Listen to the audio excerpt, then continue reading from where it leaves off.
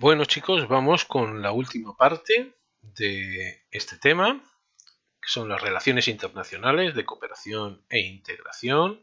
Ya hemos visto antes esos nuevos países y organizaciones que se creaban en el mundo y ahora nos vamos a ir a las organizaciones que intentan aglutinar, cooperar, ¿de acuerdo?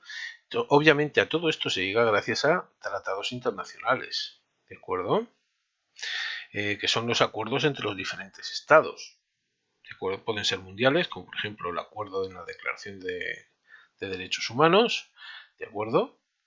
O bien puede ser, ¿vale? Vamos a apuntar aquí, derechos humanos, ¿vale? Tratados internacionales, o pueden ser solo cierto número de estados que lleguen a un acuerdo. Puede ser militar, por ejemplo la OTAN. Ya vamos a ver pues, algún tipo de esto. Organizaciones internacionales supraestatales y con unos files que son permanentes. ¿Qué quiere decir esto? Que obviamente no pretenden que la cosa sea puntual, ¿de acuerdo? Sino que concurra de forma más o menos seguida. Entonces, pues bueno, las hay de carácter regional, ¿vale? Que está recogida solamente una zona del mundo, por ejemplo, la Organización de Estados Americanos, ¿vale? La OEA, o la Liga Árabe, o la Unión Africana, por ejemplo, la tenéis aquí, la Unión Africana, si os veis aquí, ¿de acuerdo? Aquí aparece Marruecos fuera, pero Marruecos se incluyó dentro de la Unión Africana en 2017, con lo cual también estaría incluido y estaría incluido absolutamente todo el continente. ¿De acuerdo? La Unión Europea, que también habría que cambiar algunos aspectos, por ejemplo, Croacia ya está dentro eh, y Gran Bretaña, el Reino Unido, estaría fuera. ¿De acuerdo? La Organización del Atlántico Norte, lo que os he dicho antes, la OTAN, que tiene un carácter militar y que agrupa a estados diferentes de una orilla y de otra orilla del Atlántico, ¿de acuerdo? Entonces, pues bueno, es interesante. Pero quizás lo más interesante, ya que se va a fundar en el año 45, terminada la Segunda Guerra Mundial, y se crea para sustituir a la fracasada Sociedad de Naciones, que era pues, una cosa muy parecida a la ONU anterior, sin tantas posibilidades como la ONU, y que pues bueno, que fracasó porque después de una Primera Guerra Mundial vino una Segunda. Entonces, obviamente, lo que busca, sobre todo, es el que haya una igualdad, ¿de acuerdo? Vamos a bajar un poquito esto para verlo. Haya una igualdad entre todos sus miembros, que haya un respeto a la soberanía de todos los estados, a prohibir el uso de la fuerza para resolver los conflictos internacionales, pero si tiene que hacer uso de ella, la hace. Le pide a los diferentes estados que la componen que movilice soldados a los sitios donde considera que deben estar para proteger a la población civil, nunca para agredir, ¿de acuerdo? Es para como medio de protección, ¿de acuerdo? Porque su objetivo, como está aquí señalado, es mantener la paz, la seguridad colectiva, el fomento del progreso económico y social, la defensa a ultranza, además de los derechos humanos, y el respeto a la libre determinación de los pueblos, o sea, eliminar las colonias para que la gente se autorregule a su voluntad, ¿vale? Para alcanzar todo esto que hemos comentado, y vamos a disminuir un poquito la pantalla, ahí, para que entre sobradamente, ¿de acuerdo? Para conseguir todo eso, ¿qué es lo que se necesita? Pues obviamente organismos que regulan todo lo que, todo lo que es necesario controlar. La alimentación y la agricultura, que es la FAO, ¿vale? La Organización Mundial de la Salud, la OMS, que ahora está muy en boga, ¿de acuerdo? La Organización Internacional del Trabajo, la OIT, ¿de acuerdo? También está ahí muy en boga. UNICEF, el Fondo de las Naciones Unidas para la Infancia, ¿de acuerdo? La Organización de las Naciones Unidas para la Educación, la Ciencia y la Cultura, la UNESCO. Todos estos organismos se van especializando cada uno en una cuestión que es la que después va a desarrollar en los países que lo necesitan, pues bueno, su cometido específico. Entonces, bueno, ¿cómo se divide la ONU o con qué partes nos podemos fijar en ella? ¿Qué son los órganos que la componen? Pues por un lado tenemos el Consejo de Administración Fiduciaria, ¿de acuerdo? Digamos, es la que se encarga, es la que se va a encargar de vigilar aquellos territorios que solicitan la independencia, ¿de acuerdo? Hasta que pueden acceder definitivamente a ella, ¿vale? Es intervenir, obviamente, para que nadie más intervenga, con el respaldo, además, del resto de países, ¿de acuerdo? La Secretaría General, que la forma el secretario general, que es un poco el portavoz internacional, y todos los funcionarios que trabajan para él, ¿vale? Y las diferentes secretarías, ¿de acuerdo? Que hay. Y la Asamblea General, que la forman 192 personas, una por cada Estado miembro, ¿vale? Y que son la que vela y delibera sobre las cuestiones sobre paz, seguridad, etcétera, ¿vale?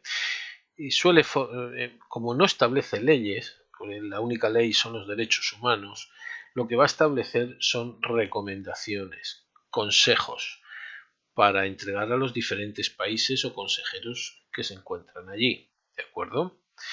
Aparte de todo esto, pasamos después a la Corte Internacional de Justicia, ¿de acuerdo?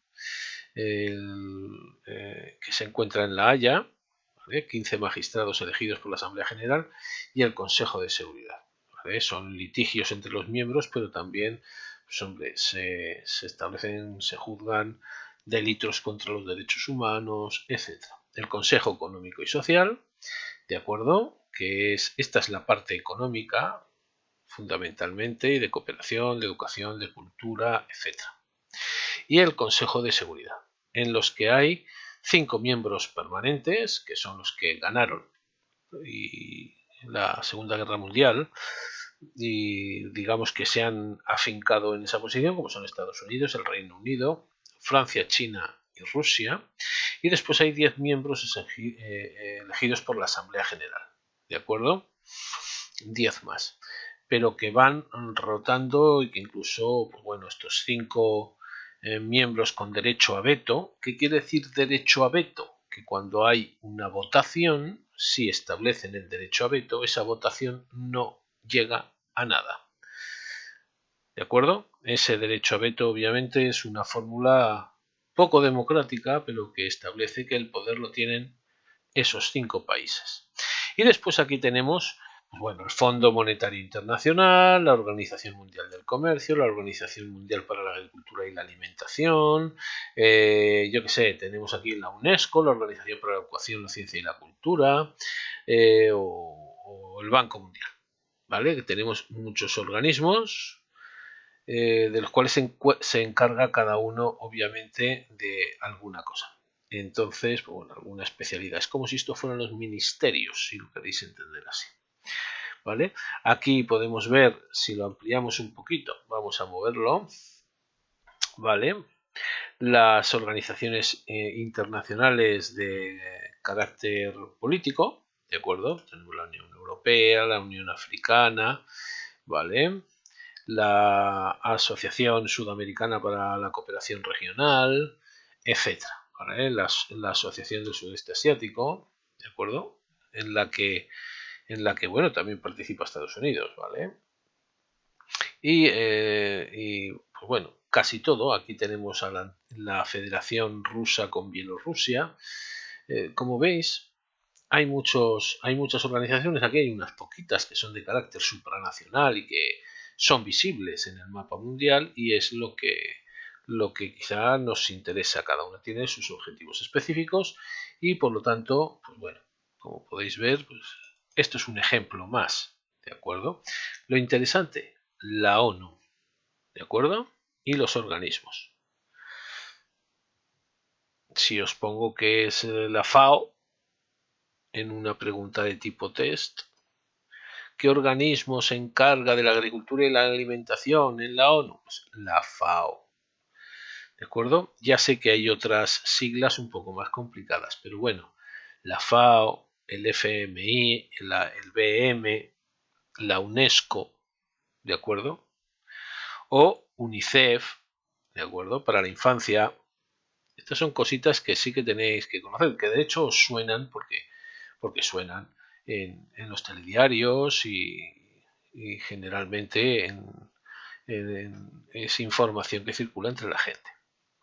Pasamos ya al punto 8. Los conflictos internacionales, pero esta vez los bélicos. ¿De acuerdo? Aquí ya hay tiros y obviamente la cosita se pone más seria. Los tenemos de origen político, ¿de acuerdo? Lo podemos resaltar. Conflictos de origen político. Generalmente se dan porque son conflictos territoriales entre países o conflictos separatistas. Yo me quiero ir. Como por ejemplo, ¿os acordáis de el territorio de Cabinda en Angola, pero está separado y en medio hay una salida de la República Democrática del Congo hacia el mar y está físicamente separado de Angola? En realidad se quería constituir como otro territorio independiente, pero Angola dijo que tururú, y desde el año 75 que se independiza Angola de Portugal, están en guerra civil. ¿De acuerdo? Generalmente por el simple hecho de que allí se ha descubierto petróleo y no les interesa ahora a ninguno de los dos repartir. ¿De acuerdo? Entonces, pues bueno, este es uno, pero también podemos ver las disputas entre Chile y Argentina, entre India y Pakistán, por Cachemira, a los japoneses por determinadas islas que están al norte, que compiten con Rusia en las Kuriles, o bien nos podemos ir a otras zonas del mundo donde siempre hay una cuestión limítrofe. O bien, justamente por lo contrario, yo me quiero ir, ¿no? Cosa que, pues bueno, tenemos cerquita y podemos oír. En este caso, lo más sonado es Sudán del Sur, ¿vale? Que se separó de la República de Sudán, ¿vale? Sudán, capital Jartum, y Sudán del Sur, Yuba, bueno, en el 2011, ¿vale? O, yo qué sé, los movimientos de Nigeria que son cristianos y que hay un grupo de movimiento islamista, los Boko Haram, que practican diversos raptos de chicas y demás, que se da en Nigeria y que obviamente querrán consolidarse como un estado político diferente. ¿De acuerdo? También los hay por causa económico. ¿De acuerdo? Un territorio rico en recursos naturales. ¿De acuerdo? Entonces hay quien quiere apropiarse de, bien sea de tierras que son fértiles o que tienen mucha cantidad de agua o que hay petróleo, diamantes o que hay bosques con maderas nobles o hay oro. Da igual, ¿de acuerdo? Entonces, pues bueno, en las islas Senkaku, ¿vale? Hay 8 islas donde hay reservas de gas y petróleo entre Japón y China y obviamente aquí es tuyo y es mío, ¿de acuerdo? Lo mismo pasa con surcoreanos y japoneses, todo ese mar de China y el mar de Japón, que también, obviamente, hay yacimientos de gas natural. Ya sabemos que los japoneses no tienen muchos recursos, tienen que comprar. Entonces, obviamente, renunciar a todo esto pues no le es fácil, ¿vale? Y aquí tenemos, pues bueno, conflictos entre Sierra Leona, en Liberia, en la República Democrática del Congo, ¿de acuerdo?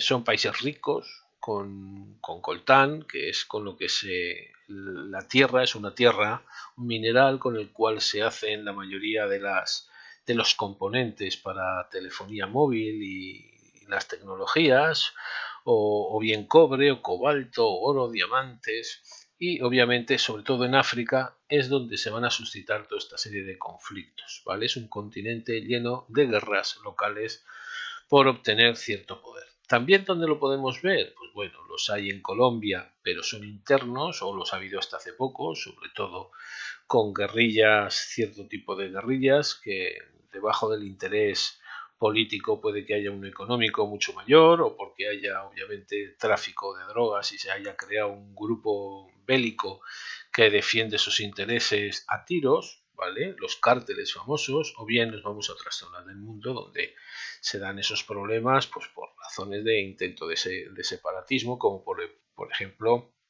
o porque friccionan con sus vecinos, ¿vale? Nos podemos ir a Turquía, nos podemos ir a Ucrania, nos podemos ir a, yo qué sé, a la República del Congo mismo, y bueno, a Sudán, ya lo hemos hablado, o a Egipto últimamente, y a Israel, Palestina. Todos esos conflictos obviamente no los vamos a encontrar. ¿Cómo se resuelven? Bueno, pues para eso tenemos a la ONU, ¿de acuerdo?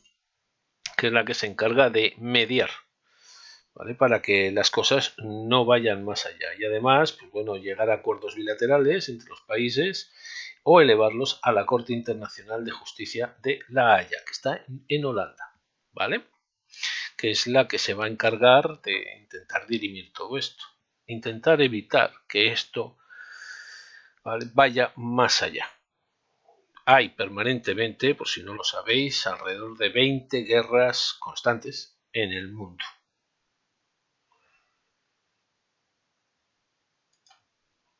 Pasamos ya al punto 9 y el último, que es el papel de España en el mundo.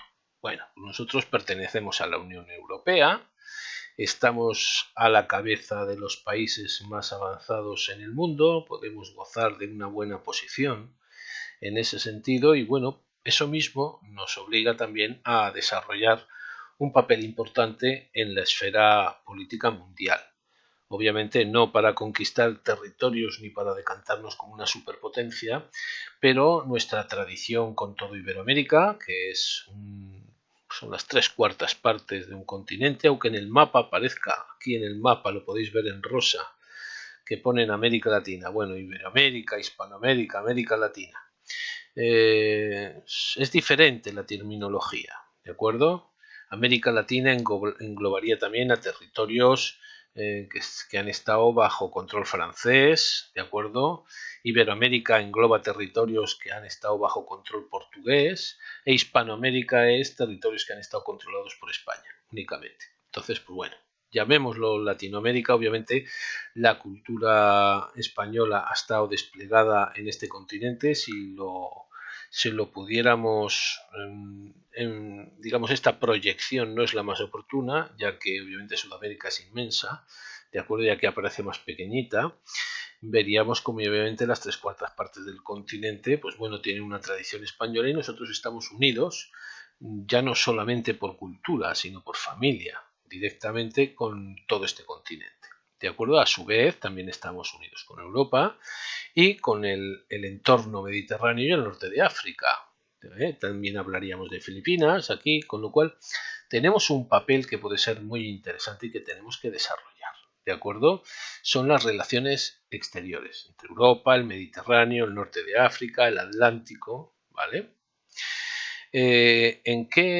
¿Con quién mantenemos las relaciones más intensas? Bueno, pues hoy con los países generalmente de la Unión Europea, porque pertenecemos a esa federación, ¿de acuerdo? Pero después inmediatamente con los países del norte de África y con toda América Latina.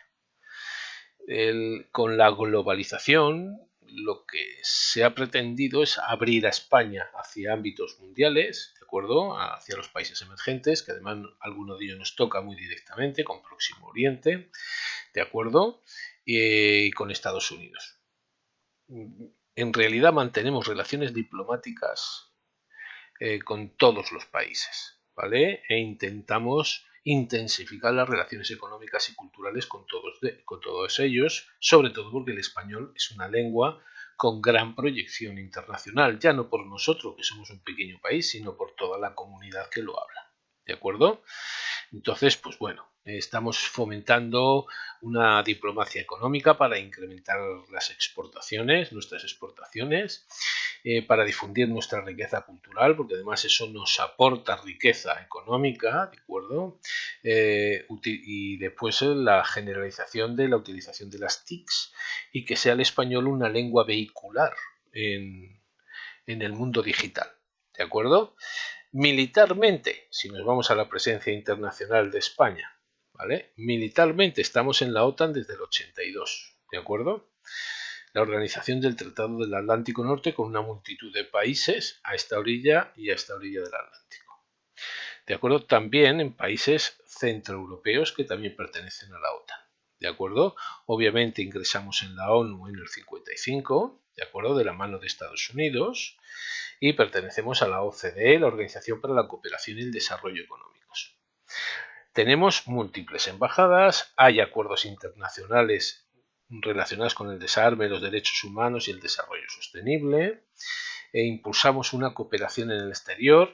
Generalmente estamos dando ayuda a diversas organizaciones gubernamentales y no gubernamentales, ¿vale? Porque se lucha a favor de la solidaridad y el desarrollo. ¿Para qué? Pues para evitar en origen, por ejemplo, toda esa sangría de población que sale de otros lugares de África, por ejemplo, para ayudarles a fijar la población, que tengan recursos en sus propios países, que vengan aquí de otra manera que no sea en una patera donde se están ahogando multitud de personas y muy poquitos hacen lo suficiente como para que esas pateras que llevan años hundiéndose no se hundan, para que esa gente joven de esos países y que está suficientemente formada pueda desarrollar sus actividades en su propio país, ¿vale? Aunque haga las prácticas en España, aunque mejore en España, pero ya se viene de otra manera que en una patera, ¿de acuerdo? Y obviamente todo esto para desarrollar pues, los campos científico, artístico, deportivo, etc. ¿De acuerdo? Y hemos creado, o se ha creado, la marca España para mejorar la imagen de España en el exterior.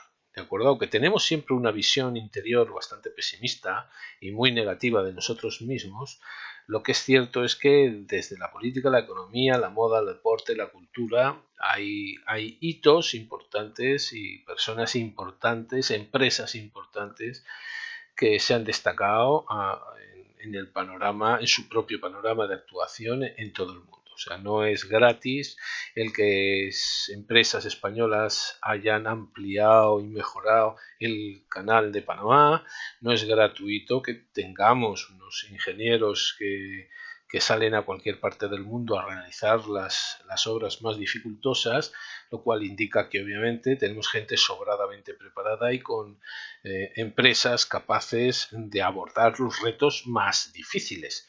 Eso obviamente ya nos señala como algo diferente. Sin embargo, tenemos todavía el prurito de meternos contra nosotros mismos. Somos un poco cainitas. Pues hay que empezar a dejar un poquito esa imagen, no a dejar de mejorar, pero sí a acabar con una imagen, una buena imagen negativa.